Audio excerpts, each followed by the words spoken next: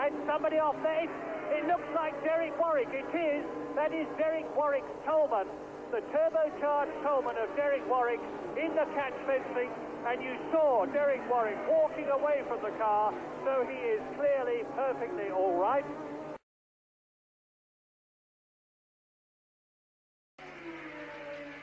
Jacques Lafitte, Ligier, Talbot, Matra.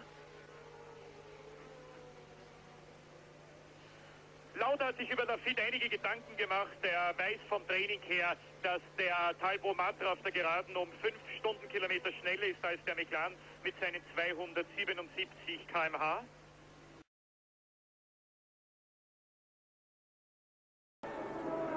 Or is it René Arnoux? Very difficult. There's René Arnoux, race leader René Arnoux.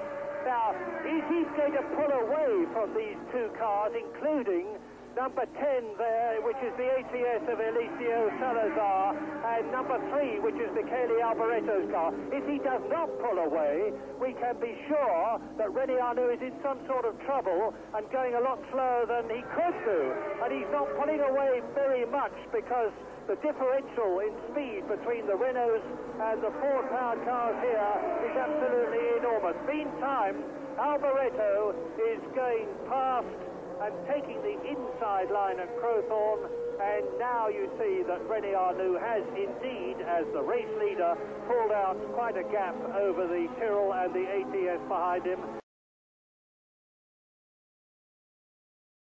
But Alan Prost has been catching hand over fist, and I wouldn't be at all surprised to see him passing at least one, if not both of them, in the next couple of laps. It just depends how the Renault and the Ferrari match for straight line speed, because Pironi, of course, if the Ferrari is faster on the straight, he could put...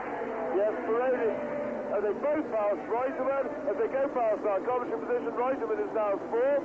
Pironi is up in the 2nd place, and Prost has followed him through to 3rd. But with René Arnoux now completing his 62nd lap as he goes down the long straight to Crowthorne. Keep the watch. I've got the watch running now, and the gap. And Alan Prost has just outbraked Didier Pironi into the hairpin and is now clear up into 2nd place. Terrific drive by Alan Prost. I don't suppose he can catch his teammate now, but I wouldn't be surprised if he has a go. He's now clear away in 2nd place. We'll get the gap to René Arnoux and just see what he can do. Niki Lauda, after being out in 1980, out in 1981, has caught and passed his teammates, and there, number 8, is the brilliant Austrian Niki Lauda, who is now, therefore, up into 6th position. And Prost is leading. We haven't seen it on the screen, but we've had a message, and Pironi comes into the pit. Pironi is into the pit. I'm sorry to talk off picture, now I'm talking on picture. There is Didier Pironi, and that means that Carlos Reutemann is going to go into 3rd position. Tremendously exciting stuff at the end of the South African Grand Prix. Well, Pironi from 3rd position, as you can see for yourselves, in the pits, and that means to say that his chance of finishing in the points has been lost, because we are now on lap 71, and it is Alain Prost leading in the Renault, having brilliantly regained that 1st position. And there he is, identifiable quite apart from anything else by that flapping bodywork by the near side rear wheel. René Arnoux still in 2nd place, but now up into 3rd position on lap 71. Out of 77 comes Carlos Reutemann. There he is, and he's into Crowthorne.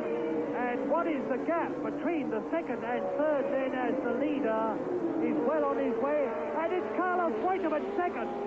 Carlos Reutemann has got ahead of René Arnoux.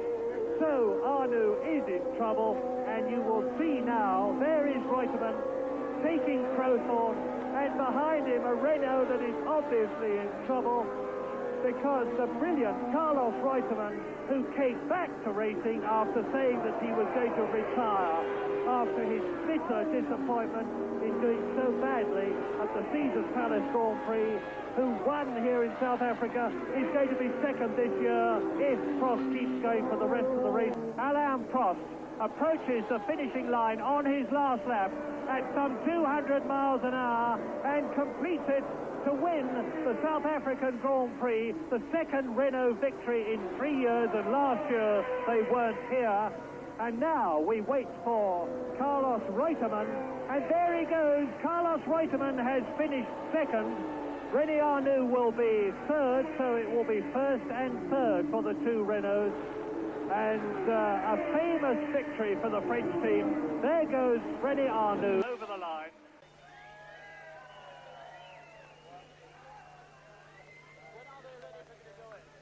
Und was das bedeutet gegen die Fahrer, die natürlich die 2,25 Jahre nicht nur pausenlos im Trainings- und Renneinsatz gestanden sind, sondern die natürlich mit der Technik bestens vertraut waren, die alles gewusst haben, Dinge, die sich Niki Lauda erst beim Testen und beim Training hier arbeiten musste, das glaube ich, können sie zu Hause selber beurteilen. Links Carlos Reutemann, in der Mitte Alain Prost, rechts René Arnoux.